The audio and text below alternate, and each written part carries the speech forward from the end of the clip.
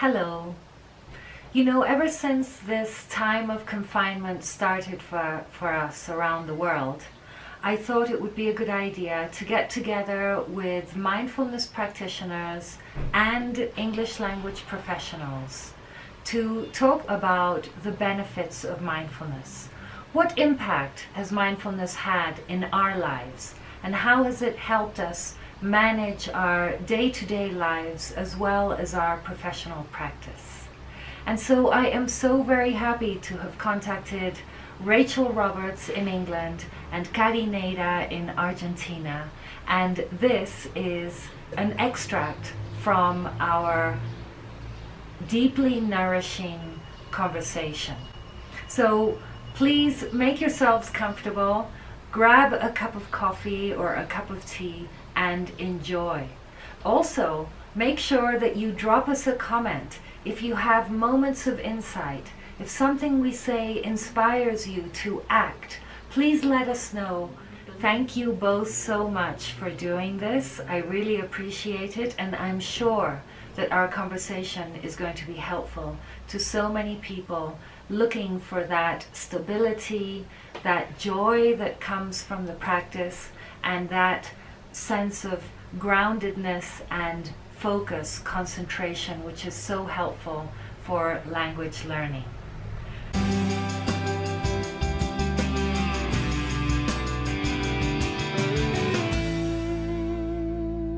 So with me are Rachael Roberts in the UK and Cari Neira in Buenos Aires. I'm so excited to have you here in this video, and I'm in Mexico, so it's like 3 points almost across the world, different time zones. So thank you so much for being here. So starting with Rachael, you kindly sent me your bio, and I see that you've done so much. You've been a teacher, you've been a teacher trainer, you've written materials, you're a coach and a mindfulness practitioner. The question is, through this experience that you have, how is the practice, or how are you dealing with the current situation? Okay, yeah, so good question to start with. I first kind of got into, it's difficult to say when I first got into mindfulness actually, because I think it's been quite a sort of long drawn out process. It was meditation really that I first got into rather than mindfulness per se. And I would kind of float in and out of that, I think, it's probably about 25 years since I first started meditating. But I kind of come in and out a bit, so there'd be times when I do it a lot and then times when I kind of forget about it. But I'd say that it's become a more sort of sustained practice probably in the last 12 years or so. So in terms of how it's helped me in this particular situation, I think probably the same for both of you. It's given me a baseline, I think, that is less kind of choppy perhaps than it would have been earlier in my life. So I wouldn't say that I go around the whole time feeling totally zen and sorted by any means, but I think I come back much more quickly to a place of balance than I would have done in the past, is what I would say.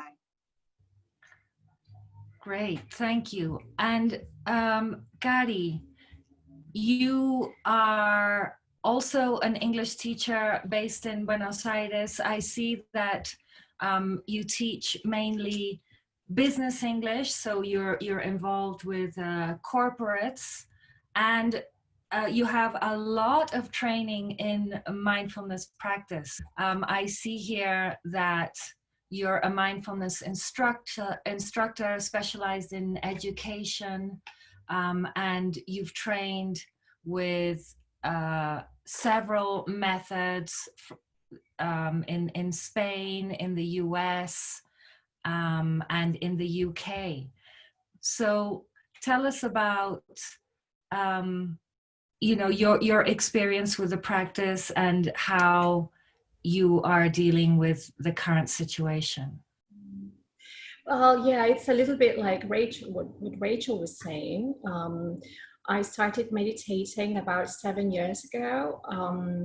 I've always been interested in neuroplasticity, and that's actually how I got into this. I was doing some somatic learning, that is, training my attention through movement, and that's how I came to mindfulness, and I got very much interested because at that time my son had been diagnosed with type 1 diabetes, and mindfulness truly helped me to understand that I could be okay with that situation, even though I could not change it, and I could go through this acceptance inside and know that I could still be happy in spite of the circumstances. And so what's happening right now kind of reminded me of that moment when I got the diagnosis. From my son, because this is something we cannot change. There's nothing we can do about it, but we can definitely change how we relate to this experience. And that is what mindfulness has taught me, this is not the ideal situation. Nobody wants this. It's not good for the brain, because the brain needs to know what's going to happen.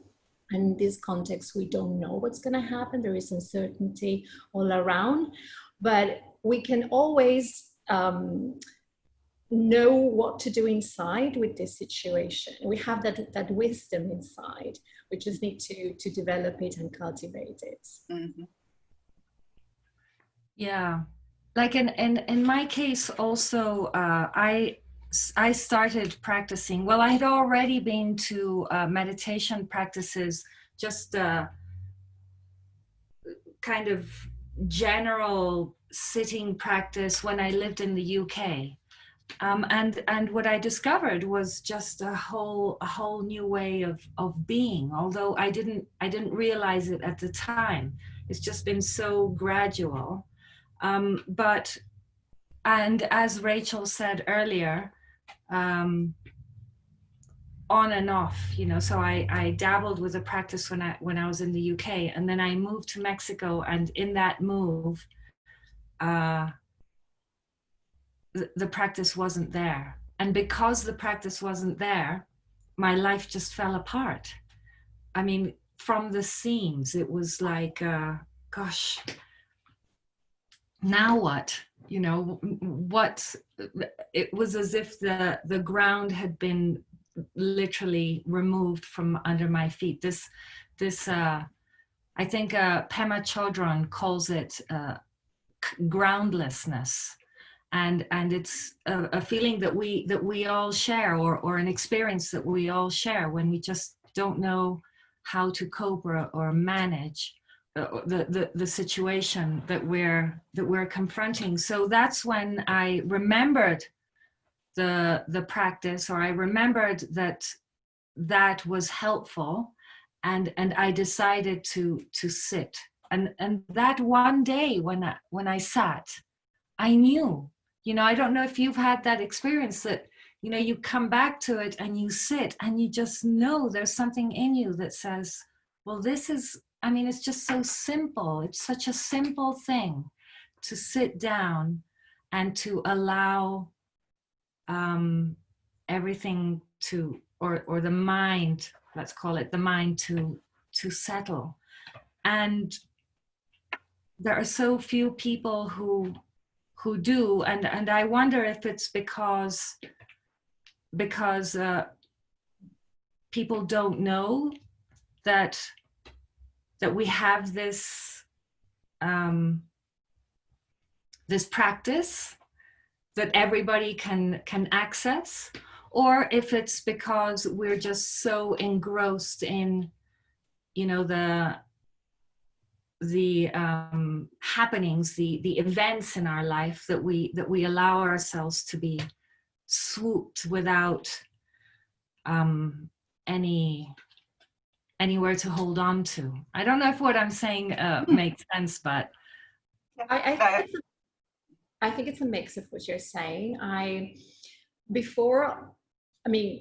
My old Carrie didn't know about all this. I actually didn't know that there was a capacity, that I had this capacity that I could develop. I didn't know. I didn't know I had the choice to feel different. That it was, that I had that freedom inside myself. I thought it was like the way it was, and that I could have changed that. And all the things that were happening to me were making me feel unhappy. And so when I understood that that was not so, that the stimulus is always neutral, and it's through our own beliefs, that we decide to interpret whether something is harming you or not, that there was freedom inside, But I didn't know that before I encountered these practices. Yeah, no, that's absolutely the point of it. A lot of what I do in my work as a life coach is kind of what you would call psychology, but it always comes back to mindfulness, because it's always about connecting with that part of you that is kind of like the observer, and that can see kind of what's really happening, and that can make conscious choices. And so that's why mindfulness is very much at the heart of everything that I do, really, because until you, as you say, I think a lot of people don't even know that part of them exists. It's kind of drowned out by all of the other stuff that we've taken on board over the years. And when you get back in touch with that part of you, it's incredibly powerful. And that's when you can start to realize that actually, no, you don't have to do all of these things that you think you have, and no, you're not the victim of the situation, and no, you do have choices, and that's so liberating. So that's what I love. Well, I love lots of things about it, but that's probably at the core. Yes, this idea also of acceptance. So there seems to be three instances, or three ways that we can approach whatever the situation is. And one of them is resistance, which always leads to suffering, but we don't know that we're resisting. There's this tension, there's this kind of inflexibility to whatever the situation is. And then of course there's the other extreme, which is enthusiasm, like when you're inspired to go with the flow. And so those would be and then in the middle would be acceptance. And I think that is my main practice, because I tend to confront unpleasant situations with this initial rejection, this initial resistance, like, no, I'm not, I don't want change, I don't like that, no. But then it's the practice, it's the seeing, like you guys say, it's the seeing which softens that initial resistance, and then allows me to see it from different perspectives also, like lets me, I don't know, the resistance comes from a single place, and the stopping and looking lets me kind of It's recognize that we don't, I mean, one of the things that I often tell myself apart from anything else, is that we very rarely know what anything is for. So we make these sort of judgments about, oh, this is bad, and this means this, and this means that will happen. And generally it's just nonsense, because we don't know. And so we have to just kind of, deal with what we're dealing with now, and then trust ourselves that we can deal with what will happen next. And that's kind of all you can do, really. Yeah, exactly. And then knowing that we're all going through the same thing, this resistance, this aversion we feel towards the things we don't like. It's part of humanity. We all share the same. So bringing ourselves some self-compassion as well, so it's not beating ourselves up so much sometimes, because we're all there. It's part of our shared humanity. So that's why I try to work a lot on self-compassion, because I'm a little bit of a control freak, and I do know that I cannot control things, that control is an illusion. Mm. And in a way, mindfulness reminds me all the time, once and again, you know, that I mean, I cannot control a thing. Mm. So letting go, but it's like, I'm in process. I think we are all in, you know, life. Definitely. Never, we're not a finished product. We're all the time learning and reminding ourselves. That's what mindfulness is, reminding ourselves to come back to what's important. Yeah. And so are you guys working right now? Are you meeting up with your clients, your students? How is it going like right now? And what is the main thing that you guys do? Like in my case, I'm a teacher, and a teacher of English to adults. So I teach, but I'm a freelance teacher. So and so that I try and bring mindfulness to absolutely every encounter with students, even if they're not aware of the fact. And so also mindfulness has helped me to see whether there's receptivity to the practice when I'm teaching. So some groups, for example, are open, are receptive. They ask me, you know, so how do you do that, and what do you do? And they ask more questions. Other groups are just completely closed. When I talk about mindfulness the first day, they're like, and so I know that there's absolutely no point in speaking about it at length, because there's no awareness there. I don't know if I should say that there's no awareness, but there's no openness to that. I don't know if you have the same experience. Yes, well, I do in company training mostly. I've been teaching business English for about 20 years now. And I have definitely brought mindfulness into my practice, but not with every single student, because I've also met resistance, and this is very common sometimes. Now in the corporate world, you know, mindfulness is a little bit more popular, so many organizations are taking over the practice, part of their wellness program, so they're a little bit more open to this. What I do in general is the first dropping meditation, like a 1 minute, 2 minutes exercise. Just maybe I don't use the word meditation, but just a breathing exercise to help them ground and get some focus, you know, to get them better prepared for the lesson. But I do it very casually, and but of course I always try to, I know the benefits, the great benefits that this practice has. So I always tell them about the brain and how the brain works, and I'm very eager to share, you know, because especially they're very much interested. When you work with adults, they want to know why you do what you do. What's the science behind?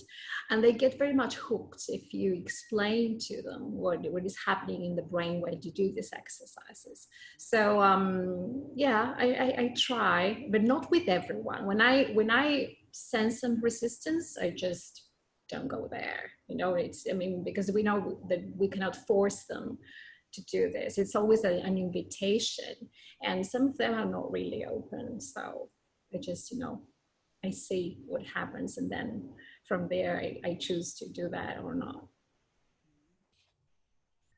Yeah, I mean, I'm not currently teaching, so I'm dividing my time between writing materials. I do a bit of training, but it's all online at the moment. I've done, I think, 16 webinars since January, so that's been keeping me busy. It's quite good, really. I'm getting very, very used to it. And then, of course, work with clients, like one-to-one work with clients, coaching clients. I'm actually preparing like a small group program at the moment as well, but that's still kind of in the preparation stage. So obviously in my coaching work, as I've already said, it's very central to that, and it does vary from client to client. So in some cases I will be literally doing meditations with them while we're working together, and it'll be very much up and in the middle of the focus. With others, it's more about kind of helping them to see things differently and to think about things differently. And it is mindfulness, but we're not necessarily even calling it that. You see what I mean? So it kind of varies quite a lot. But I mean, I think even with the writing work, it's kind of there because I think it's there in my interactions with other people. And you do notice, that some people, even if you never discuss it at all, that they kind of relax a bit after a while because of the way that we interact. You see what I mean? So I kind of think it's always there to some level. And I'm sure it's the same with you and your students, Tanya, even the ones who are like, no, we don't want to know about mindfulness. They will see, at some level what mindfulness means just from interacting with you. Exactly. I mean, students always learn from empathetic resonance, and so we basically teach who we are.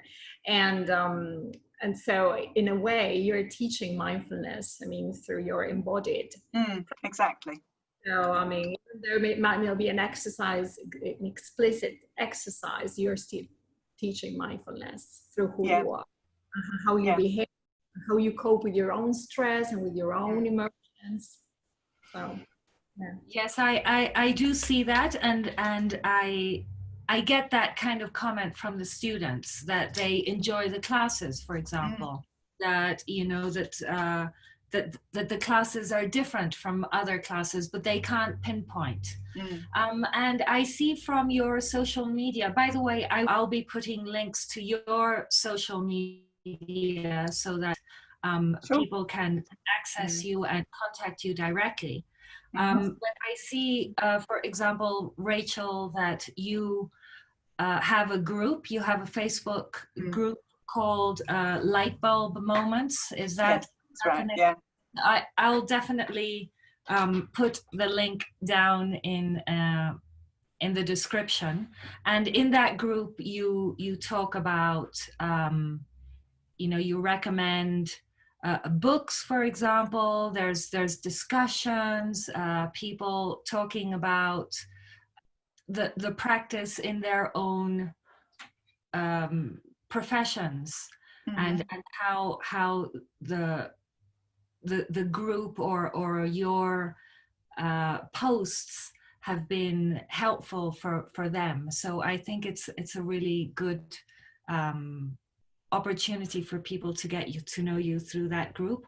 And then Kadi, I see that you have also a group called Enraizar con Mindfulness. You're in Argentina, so when you share with teachers, so how is that sharing? Because I see that you post photos of, you get together with teachers, or how does that work?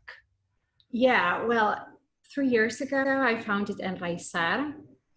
And through that project, what I do is I deliver many different training courses for teachers. I specialize in teachers' well-being, but just not English teachers, teachers in general, and it's in Spanish. So I'm hired by many schools, different schools, and private associations to deliver these trainings.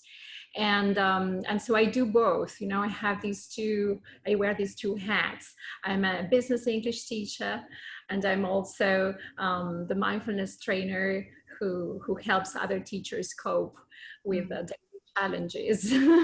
And yes, that's what I do currently. Since the quarantine started, I'm holding these gatherings twice a week, which are completely for free for teachers, where we meditate for 40 minutes, short practice, and we share what we're feeling and we support each other.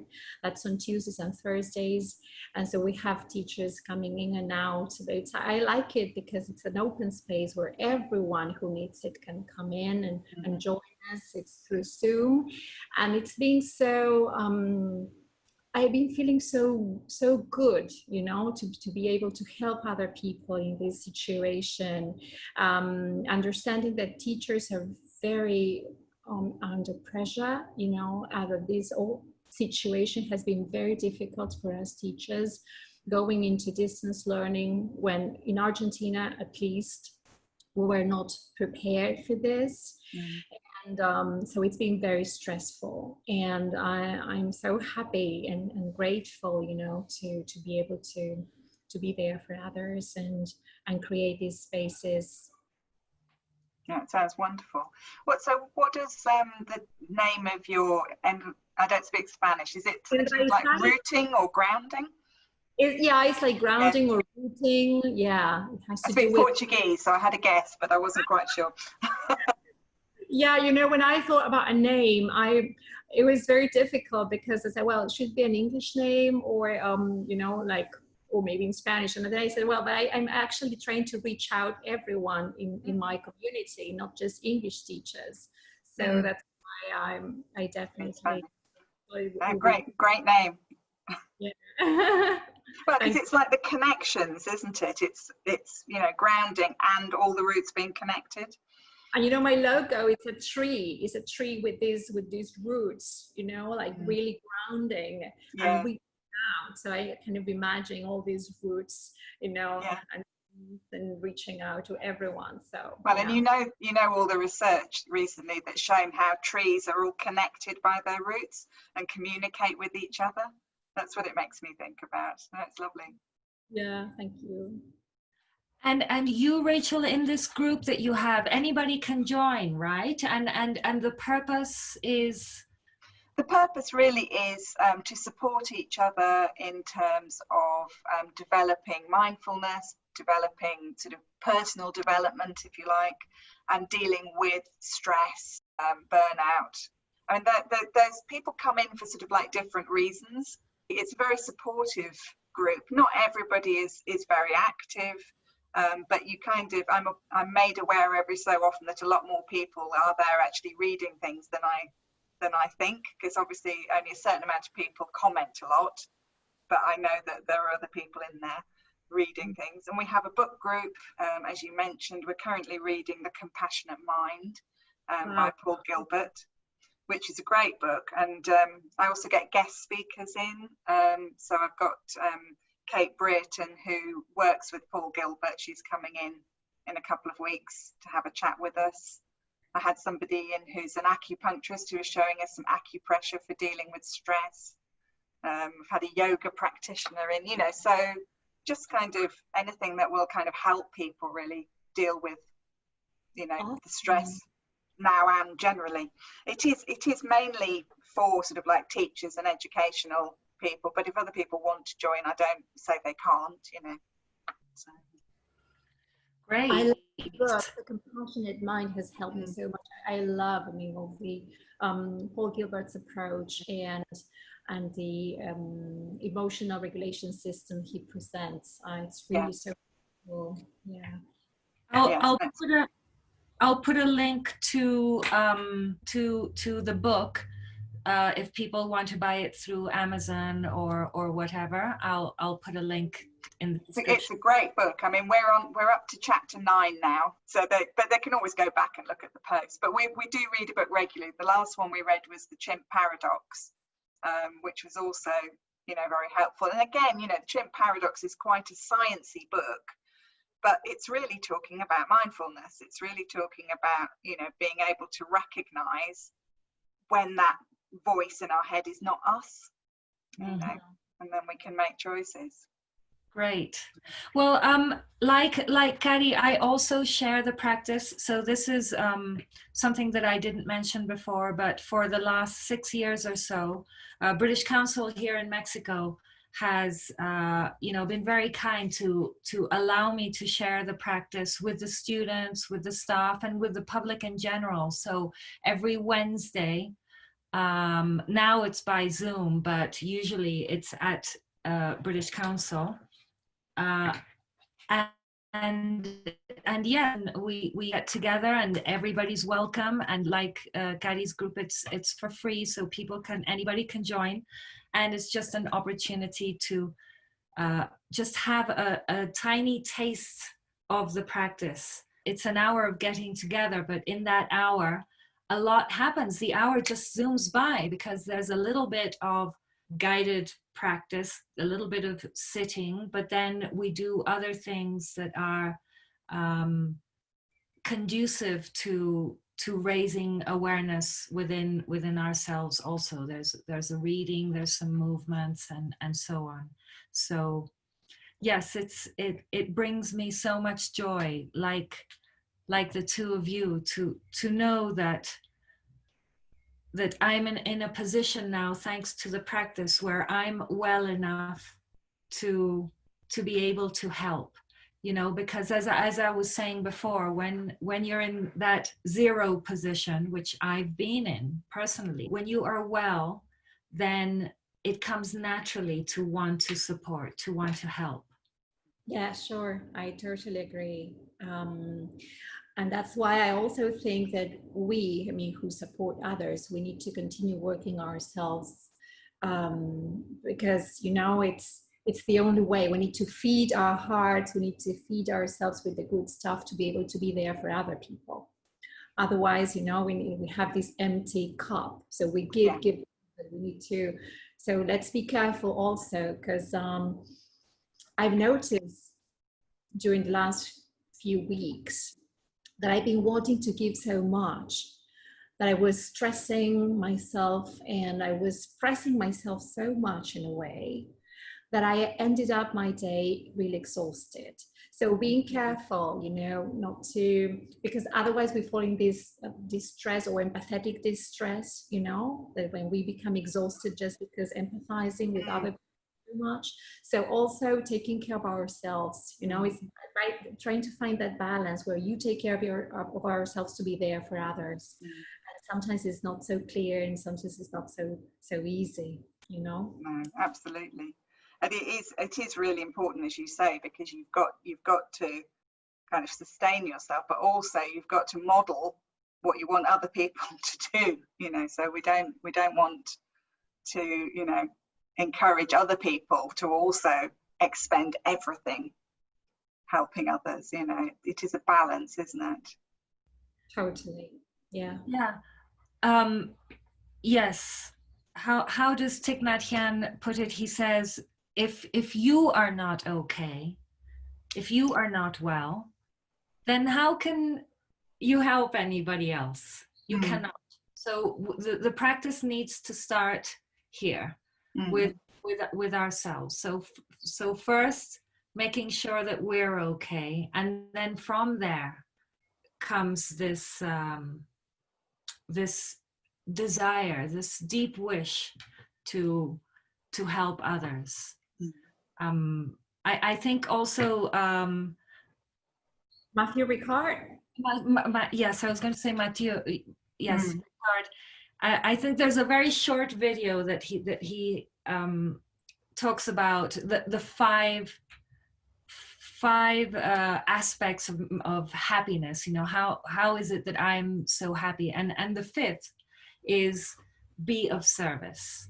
Be of service. If you are not helping others, then your happiness is compromised. So yes.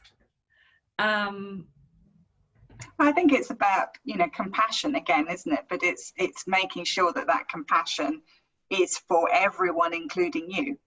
Yeah. It's there, but it's sometimes, you know, when it comes to compassion, it seems to be easier to give others compassion than to ourselves. You know, it's like this inner critic is all the time in our heads, and I found out that it's much more difficult for me to be self-compassionate than with other people. So how do you? I mean, when it comes to self-compassion, you know, I hear about that a lot, and I think I need it. You know, self-compassion. Oh, we all need it. But I'm not sure that I'm that aware of how to, you know, because it isn't a question of saying, oh, well, you know, oh, well, that's okay. You know, oh, don't worry, Tanya. That's, that's fine. I mean, I know that that's not what self-compassion is. So, um, Self-compassion is about treating yourself as you would treat your best friend who's going through a bad patch. Mm-hmm. You know, it's like basically being so, um, I mean, taking care of yourself as you would Mm-hmm. with a friend who's suffering. And Mm-hmm. that's Yeah, so difficult. That's so great way of putting it. right. Yeah. Yes, I mean, I think, you know, I think some of us find it harder than others. And my experience is that teachers are generally really bad at it, because they're the kinds of people that are used to serving others. So they generally don't have a problem with service, because that's kind of why they became teachers in the first place. You know, what they have the problem with is the self-compassion, much more so, I would say. And it's often they you know, the way they were brought up was very much kind of, you should always put everybody before yourself, you shouldn't be lazy, you shouldn't be greedy, you know. And so we have all of these messages in our head, and it's about recognizing that that's not us, that's just you know, a program, if you like, that's been put in there, and that we can choose whether or not we listen to it. And yeah, that's where the observer comes in, because when you're in that centered place and connected with the observer, you know that that's not you. yeah. We find it so difficult to say no to things, you know. Mm. It's like we not allow ourselves to say, I can't do this, I can't do that, or, you know, I'm sorry, I'm not available right now. It seems like we need to be there for everyone all the time. And if we are not, then we blame ourselves and we feel as if we're doing something wrong, or even Yeah. taking care of ourselves is a selfish act. Come on, no, Yeah. we have the right to take care of ourselves. Yeah, well, not just, you know, not just we have the right, but it is essential. We wouldn't behave to other people like the way that we behave to ourselves. We would never say the things to other people that we say to ourselves. You know, it's very, very common, and certainly it's something that, you know, I can relate to a lot. I mean, I've shifted a great deal, but I was certainly, you know, brought up like that myself. So Yes, it makes me think of, you know, when we talk about these inner dialogues that we all have, or monologues, they're monologues, but we treat them as dialogues.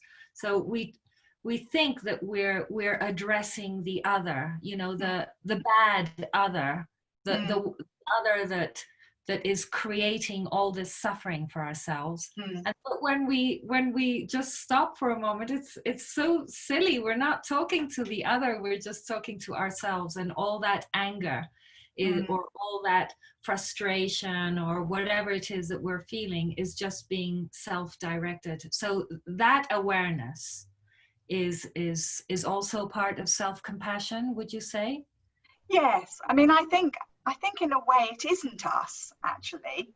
I mean, I don't mean that in a kind of schizophrenic way, but, you know, it is, in psychology, you talk about introjection, you know, so like projection is when you put your feelings onto somebody else, and introjection is when you take on somebody else's messages and you believe that they're yours, you know. And we do that as children because we naturally just soak up everything around us, and we often don't question it at all, and we just carry on doing that, you know, through life. So in a sense, it isn't us, because our real organismic self doesn't believe that, you know.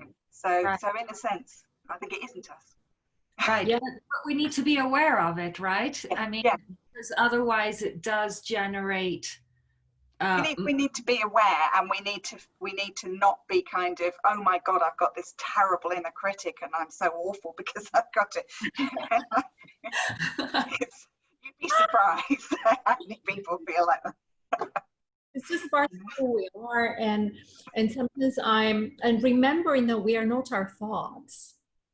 I Exactly. also so powerful, you know. Exactly. That's not who we are. It's just mental events and things that Hmm. up, but they're not necessarily true. We don't need to be Exactly. everything we think.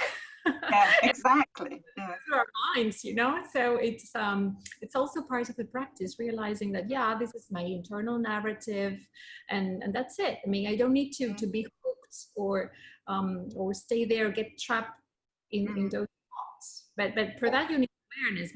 But to raise awareness, you need the practice. Absolutely, yes. Autopilot. When you're ruminating, you're on autopilot, and you can Yeah. stop. So you only stop it when you've got the practice and you realize that you're there. No. Yeah. No, precisely. And it's not about fighting it either, you know, because the more you try and get into an argument with that inner critic, the more it likes it. You know, so it's much more about just kind of having an amused grin on your face and just kind of going, oh, hello, there we go again. Humor, I think, is very important. Humor is indeed very important. You know, that's something that I miss so much about the UK. Oh, you know, when I lived there, I just became so much more light-hearted, and it's something that I cultivate here in my life in Mexico. I'm so very happy to be part of the British Council. Definitely humor, yes. So that's it for now. Looking forward to reading your comments, and see you soon. Until next time. Bye for now.